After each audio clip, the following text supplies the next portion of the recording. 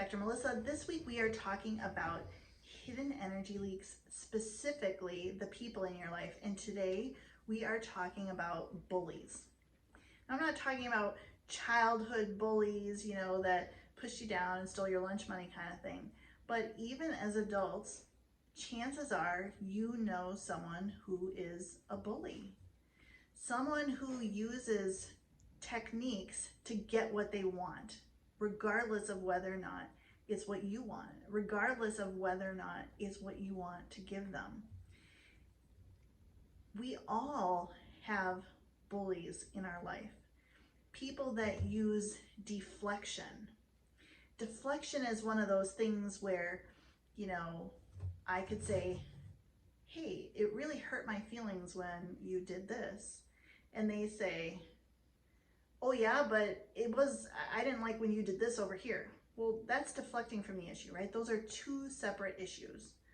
So they're deflecting from having to be accountable for what their interaction was with me that I'm addressing, and instead trying to make it about something else. Bullies also use projection, which is when, if I said, or say for example, a bully is often controlling of other people. They're often trying to control where they go or what they do or who they see or how they speak to them or various things, right? But then they will tell that other person, you're controlling. That's projection. When they're taking their own behavior and they're kind of throwing it at someone else and accusing them of doing that thing, that's projection. Common bully move. Manipulation, I think we all understand at this point. It's sort of trying to coerce someone unwillingly into doing something just because that person wants them to. There's also gaslighting, which is essentially trying to make another person subhuman by devaluing them, by speaking negatively about them, by telling lies about them, by making them look bad, to discredit them so that other people don't believe them when they tell the truth about the gaslighter, the bully. And so these people are around. These people are in every workplace. These people are often in every family, not necessarily your nuclear family at home, I hope, but in the extended family. These people are in every community. We're seeing a lot of these people speaking up on social media right now. And the trouble with bullies is they rob your energy, not only during the interaction, but often for long after. How often does it happen that you have an interaction with a bully, and regardless of how it goes, if you give in and you do what they want, then you're kicking yourself for, hours or days or sometimes even weeks or months later about how you shouldn't have given in on this issue, or you didn't want to do this. You shouldn't have, you're really beating yourself up about how you shouldn't have allowed this to happen.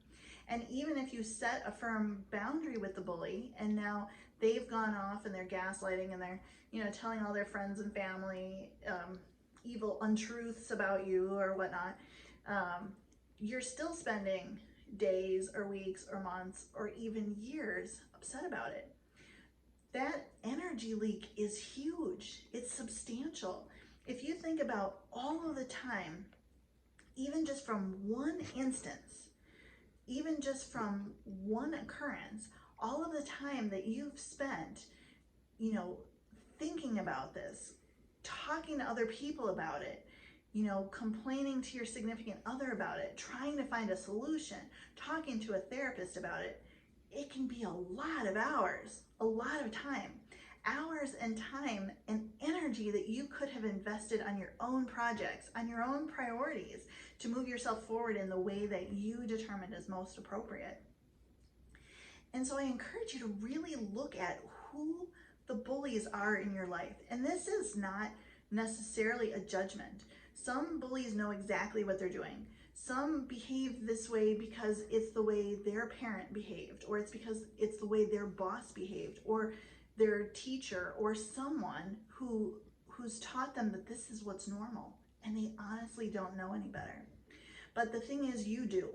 And you are solely responsible for your energy, protecting it and using it the way that you want.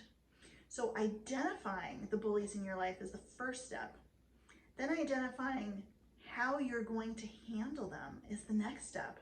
And one of the things that I find easiest is to name their behavior. Oh, that's deflection. Oh, that's projection. That's manipulation.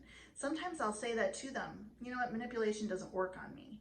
Sometimes I won't if it's not the right kind of interaction for that. But by naming it, even if it's only in my own mind, it makes it very clear what is going on. And I can very easily then say, okay, this isn't about me. This is not something I need to spend days or weeks or months or years perseverating on, because this is about them and their behavior. It's not about me. And so as you take charge of your own energy, as you really take command of your own ship, take a look at those people around you. Notice how their behavior affects you. Limit it or set boundaries as appropriate, and name it so you can identify that it's not yours and let it go. This will help you get really clear about who you are, about what you're here to do, about what's yours in an interaction and what's not. It really helps you move forward.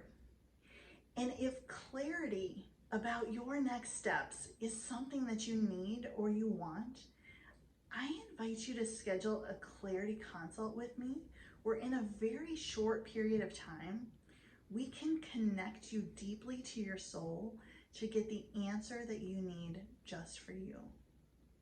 I would love to help you with this.